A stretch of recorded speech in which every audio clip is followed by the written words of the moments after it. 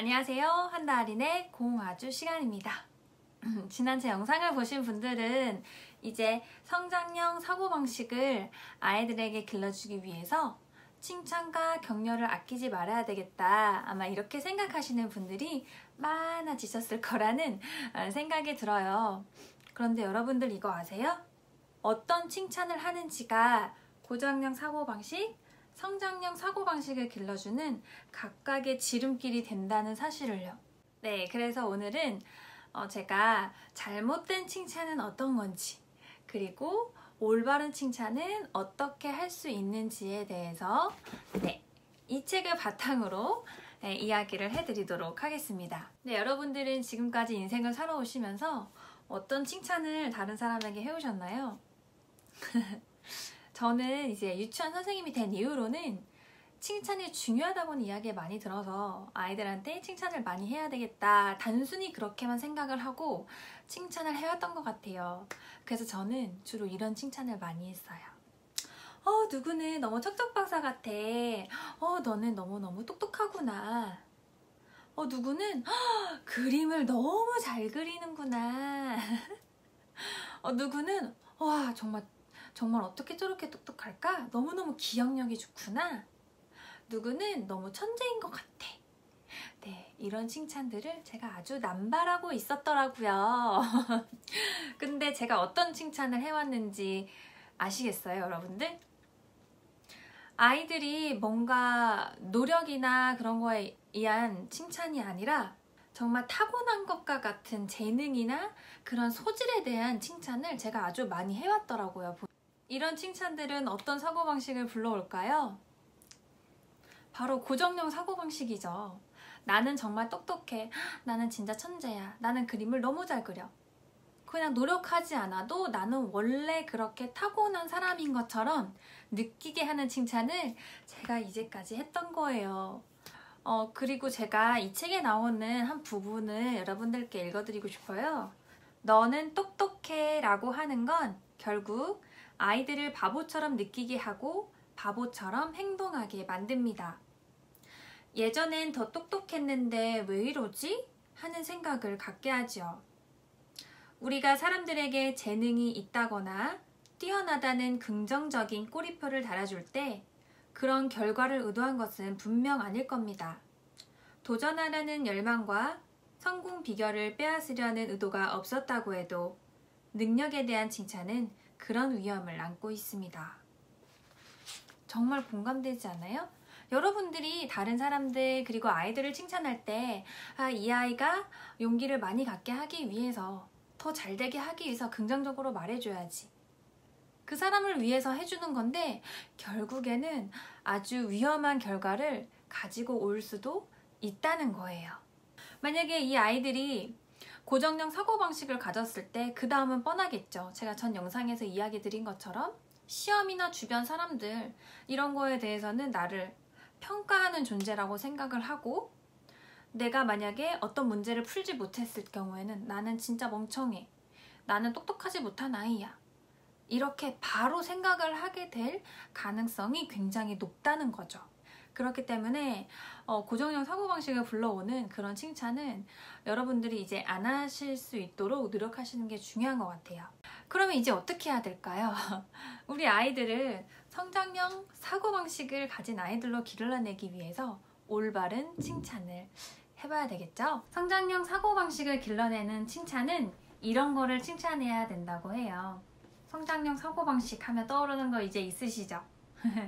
바로 개인의 노력이나 또는 새로운 전략, 새로운 방법, 그리고 집중력, 그리고 그걸 해내기까지의 인내심, 이런 모든 과정들에 대해서 칭찬을 해주시고, 그리고 또 이런 것 또한 포함된다고 해요.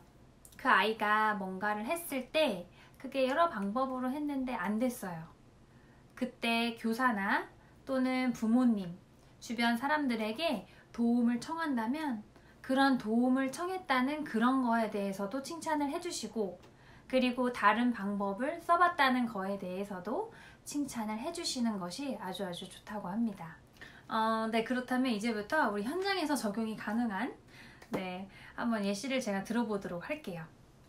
우리 연재가 굉장히 피아노를 열심히 치고 있구나.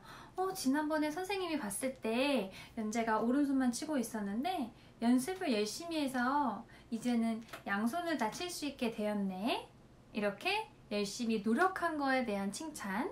그 두 번째는 우리 수연이가 아까 젠가 게임 하는 거 선생님이 봤는데 젠가 하나하나를 뺄 때마다 굉장히 집중해서 천천히 조심스럽게 빼고 있더라. 지난번에는 한 2개 빼고 무너졌던 것 같은데 굉장히 집중력이 좋아진 것 같아. 이렇게 집중해서 열심히 뭔가를 하고 있는 것에 대한 칭찬. 그리고 색연필이 같이 사용하잖아요. 그런 것들을 같이 사용하는데 기다리는 아이에 대해서. 우리 수연이가 분홍색 색연필이 필요했는데 서율이가 지금 쓰고 있어서 기다리고 있구나, 참고 기다리고 있구나. 기다릴 수 있다는 건 정말 대단한 거야. 이렇게 칭찬도 해줄 수 있고, 우리 수연이가 분홍색 색연필이 필요한데 지금 서율이가 쓰고 있어서 수연이가 빨간색 색연필로 먼저 색칠을 하기로 했구나.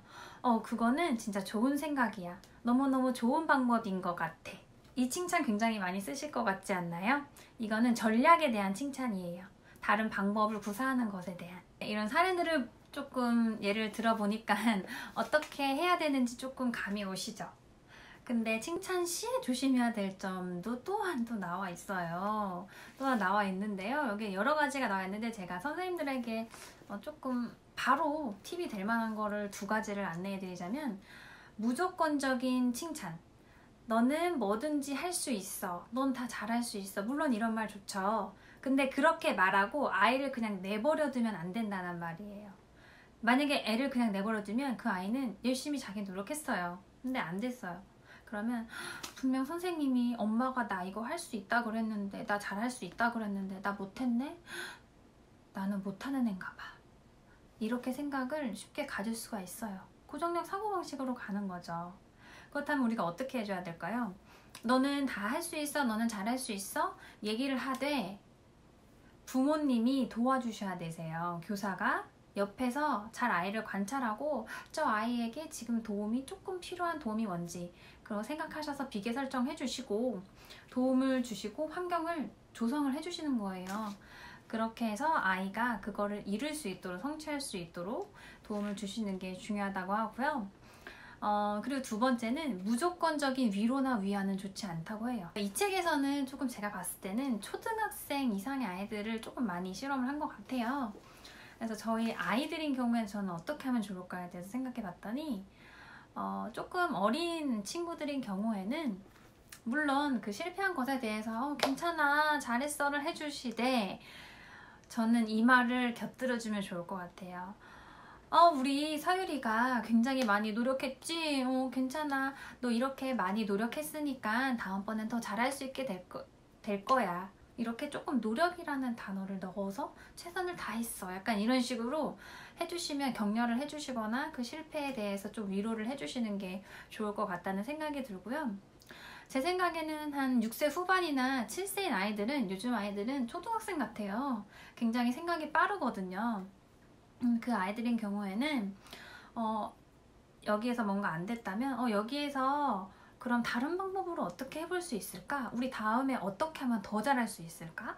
우리 여기서 오늘 어떤 거를 배웠니? 이런 식으로 물어보면서 다른 전략을 구사하도록 도와주시는 게 좋을 것 같고요.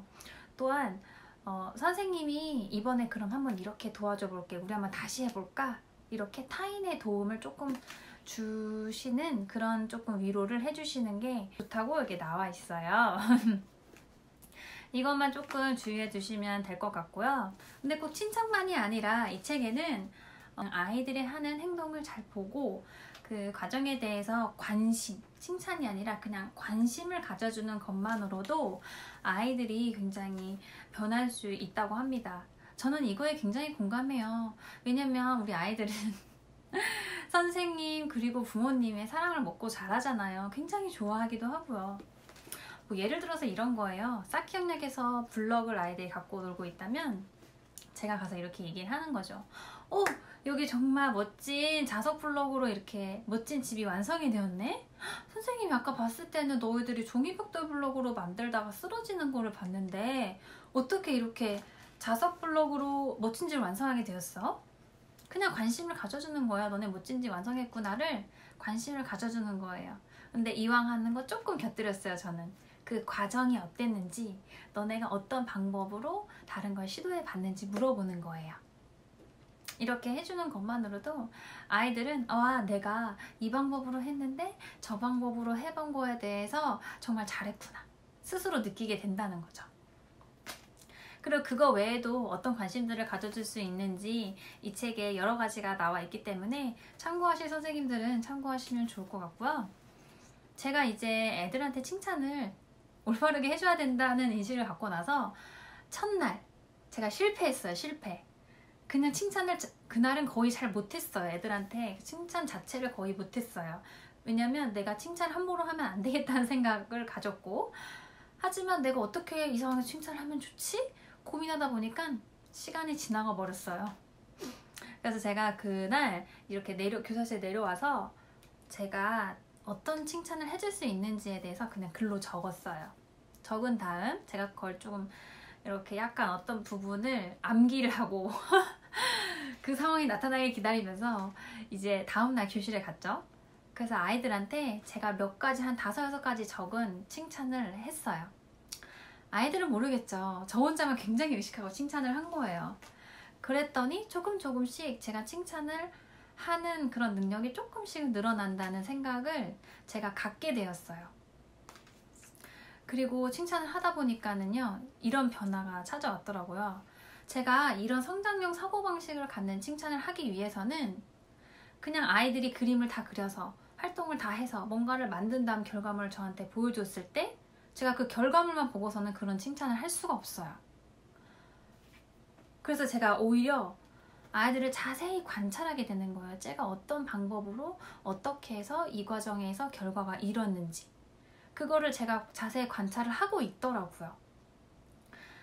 한마디로 관찰을 더 자세히 하게 되고 그 아이에 대해서 더 관심을 많이 갖게 됐어요. 왜냐면 그런 칭찬을 해줘야 되니까요. 그래서 저한테 이런 아이들에게 관심을 더 많이 줄 수 있는 변화를 가져오는 계기가 되었습니다. 이런 과정을 통해서 제가 교사로서 성장을 하고 있다고 생각이 들고요. 제 영상을 보시는 부모님들 그리고 선생님들도 저와 함께 성장할 수 있는 시간이 되었으면 좋겠습니다.